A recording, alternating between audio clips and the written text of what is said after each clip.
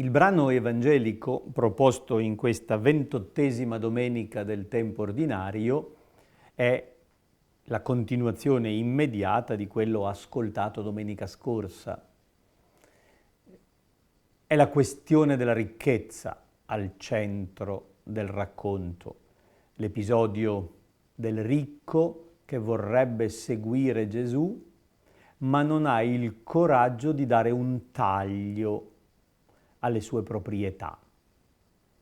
Gesù fissatolo lo amò, è un particolare esclusivo dell'Evangelista Marco, una pennellata deliziosa in cui mostra il sentimento di Gesù che guarda direttamente quella persona e prova per lui un affetto profondo, lo ama, lo chiama, opera in lui qualcosa di grande con il suo affetto e tuttavia l'altro, sebbene religioso, osservante, praticante, non ha il coraggio di un di più.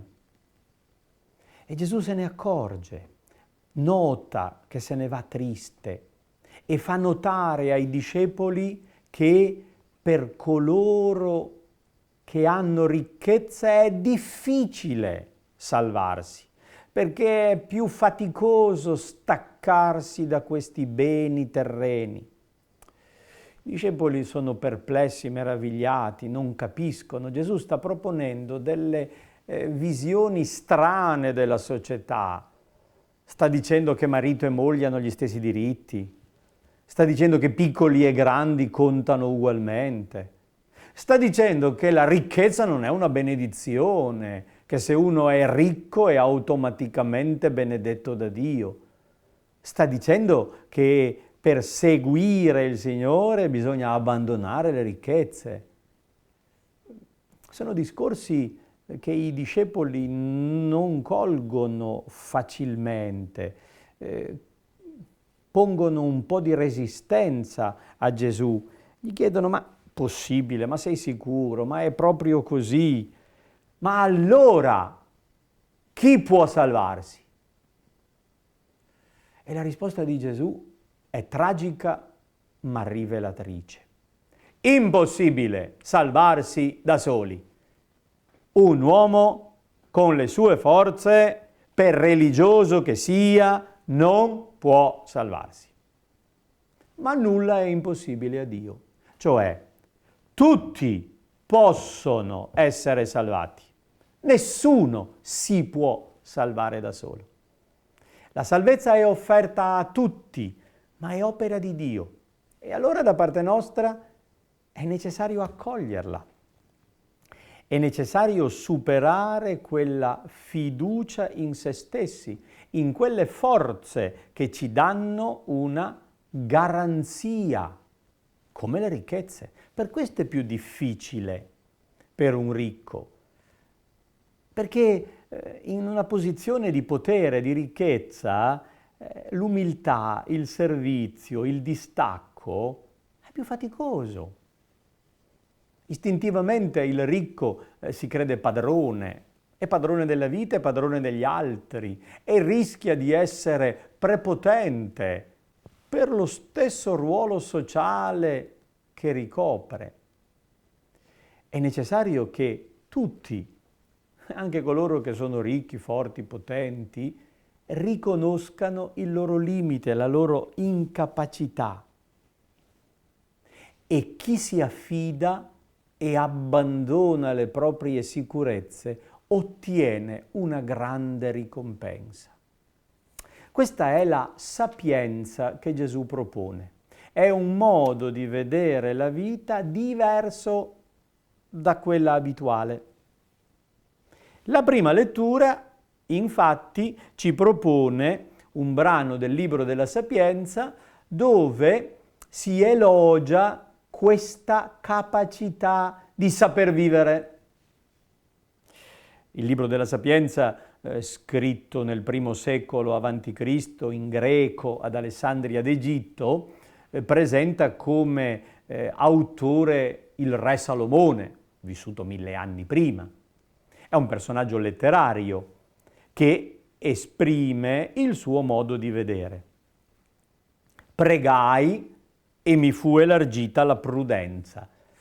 È un antico re ricco, potente e sapiente che insegna a noi a vivere. Dice: guarda che io sono diventato sapiente perché ho pregato, perché ho chiesto lo spirito della sapienza, perché l'ho preferita a scettri e a troni. Ho preferito la sapienza alla ricchezza, perché tutto l'oro del mondo, in confronto alla sapienza, è un po' di sabbia, è come fango.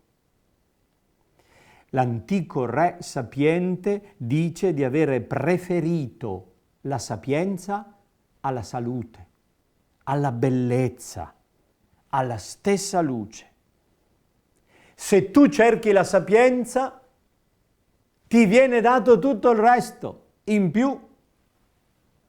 La sapienza è Gesù in persona.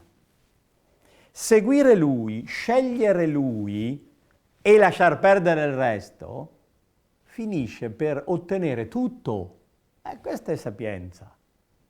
Segui Gesù e grazie a Lui ritrovi tutto e moltiplicato. Saziaci, Signore, con il tuo amore, gioiremo per sempre. Solo il tuo amore è in grado di saziarci e di darci una gioia che rimane.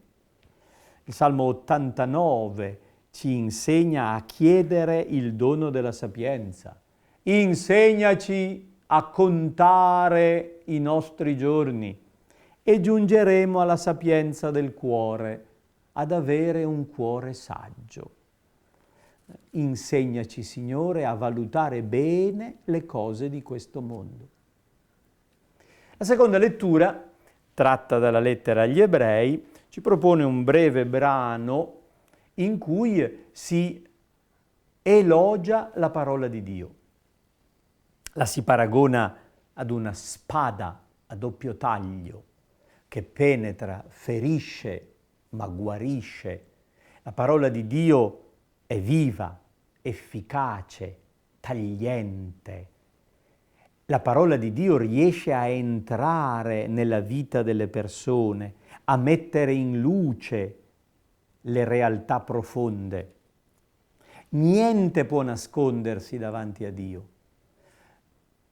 La parola di Dio è lampada per le nostre oscurità, per quello che è inconscio, subconscio, quello che è dentro, nascosto, rimosso. Se ascoltiamo la parola di Dio, se lasciamo che Dio entri dentro come una spada che penetra, fa luce e pulisce, fa emergere quello che c'è di negativo e lo toglie. La parola di Dio è la nostra sapienza. Accogliere Gesù come nostra sapienza significa saziarci e gioire per sempre.